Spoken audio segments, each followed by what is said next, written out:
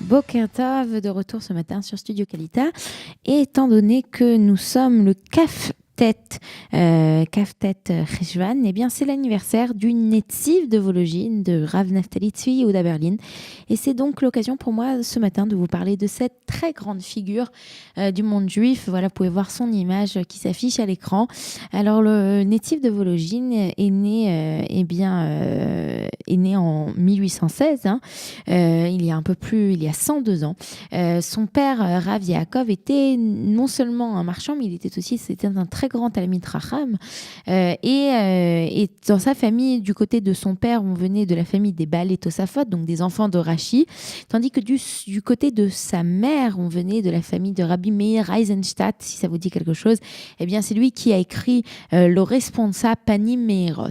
Et donc, c'est ainsi qu'il grandit, et l'histoire raconte que le natif, quand il était petit, eh bien, n'arrivait pas à étudier. C'était difficile pour lui d'étudier la Torah. Il n'avait pas l'esprit fait pour étudier.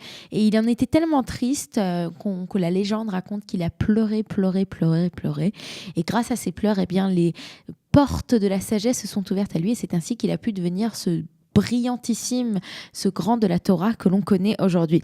C'est ainsi qu'à l'âge de 11 ans, il va commencer à étudier à l'Yeshiva de Vologine. À l'âge de 13 ans et demi, le Rosh Yeshiva de Vologine, le Rabbi Yitzhak Mivologine, va lui demander de devenir son gendre. C'est ainsi qu'un peu plus tard, il va se marier avec sa fille, Reina Batia, et c'est ainsi qu'il va devenir encore plus présent dans cette yeshiva de Vologine, et il va ainsi étudier jusqu'au jour où il va lui-même devenir le Rosh Yeshiva, donc à la tête de la yeshiva de Vologine, et il va marquer cette yeshiva par son enseignement. Alors son enseignement était un enseignement, ce qu'on appelle la Bekiout, c'est-à-dire une connaissance générale très complète de la Torah.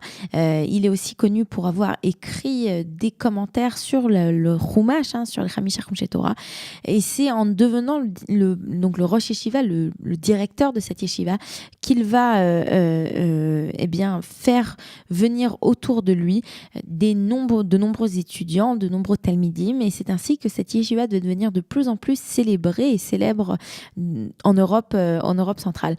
Il faut dire aussi qu'il va avoir un autre rabbin qui va étudier avec lui et qui va être aussi à la tête, qui va être le vice Rosh Yeshiva, c'est le rabbi Yosef Dovber Soloveitchik, plus connu sous le nom du Brisker, qui justement va étudier et qui va enseigner à la Yeshiva de Vologine, mais lui, son enseignement est très différent de l'enseignement du rabbi de Vologine. Et c'est ainsi qu'au bout de quelques années, rabbi Yosef Dovber Soloveitchik va quitter Vologine et va lui s'installer à Brisk. C'est de là qu'il créera le monde du Brisker, l'étude à la Brisker. Mais il faut dire qu'il était passé par Vologine. Alors la yeshiva de Vologine ne va pas vivre toujours des années heureuses. Il faut savoir qu'à cette époque, les autorités russes ne sont pas forcément favorables à la yeshiva, et au fur et à mesure des années, ils vont vont faire pression sur la yeshiva pour que la yeshiva change de direction. C'est ainsi qu'ils vont demander au départ à ce que certaines études profanes soient étudiées au sein de la yeshiva. Au départ, le Naftali Tzvi Yehuda Berlin va accepter, et puis au fur et à mesure, les pressions vont être trop importantes. On va demander d'abord, par exemple, au départ c'était quelques heures dans la journée, et puis ça va devenir tous les jours de 9h du matin jusqu'à 3h de l'après-midi des études profanes. Et au final, la yeshiva fermera. La yeshiva fermera, c'est donc le natif de Vologine qui fermera sa yeshiva, la yeshiva qui avait été ouverte donc par son beau-père à cause des pressions russes. Mais il faut aussi parler de l'activité du Netziv au sein du mouvement Chibat Zion, donc le mouvement Chibat Zion qui est pour le retour en Eretz Israël, les amants de Sion. Et le Netziv, lui, pensait que ce besoin, cette envie de retour sur la terre promise était quelque chose qui était voulu par Dieu afin d'arriver à la libération du peuple juif, à la Géoula.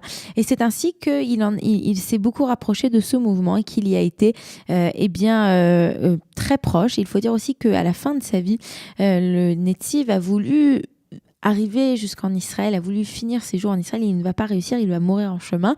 Mais c'était pour lui très important et la place d'Eretz Israël était très importante.